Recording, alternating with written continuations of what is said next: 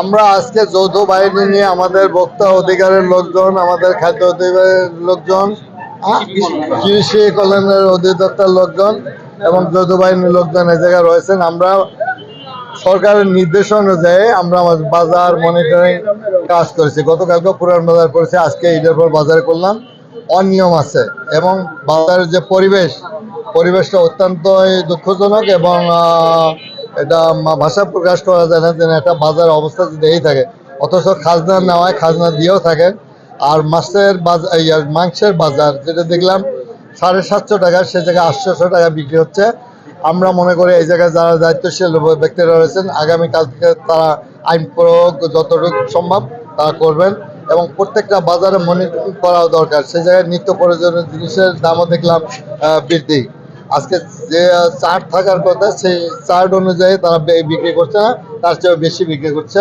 আমি এই মনে করি যে আজকে নতুন একটি সরকার, এই সরকারকে আমরা অবশ্যই সহযোগিতা করব।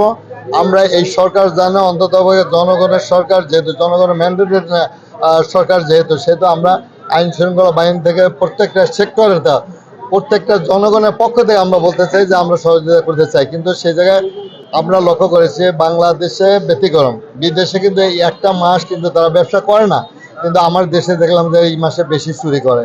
এই চুরি বন্ধ করার দায়িত্ব আমি মনে করি যারা আছে ভোক্তা অধিকারের যারা রয়েছেন কর্মকর্তারা, তাদের অন্তত আগামীকাল থেকে আপনারা অভিযান শুরু করবেন। এবং আমরা চাই মাদারীপুরবাসী দেখতে চাই যে আপনাদের নিয়ন্ত্রণের বাজার আছে, জনগণের ক্রয় ক্ষমতার মধ্যে আছে, এটাই আমরা দেখতে চাই। এবং আজকে যারা মিডিয়ার যারা লোকরা রয়েছেন আপনারা তৃণমূলে যান, শুধুমাত্র ওই কর্মকর্তাদের আমাদের যৌথ বাহিনীর বা রাজনৈতিক ব্যক্তিদের কাছে কিন্তু আপনারা যদি ছেড়ে দেন তাহলে দেশ উন্নতির দিকে যাবেন। আপনাদের কলমে আপনাদের মিডিয়ার মাধ্যমে যদি এই সমস্ত জিনিস তুলে ধরেন, আপনারা নিজেও বাজারে ঢুকে আপনারা নিজেরা তদারকি করতে পারেন। সেটা যদি করেন আমার মনে হয় এই যে চুরিটা হচ্ছে বা এই যে মানুষকে ধোঁকা দেওয়া হচ্ছে এটা কিন্তু বন্ধ।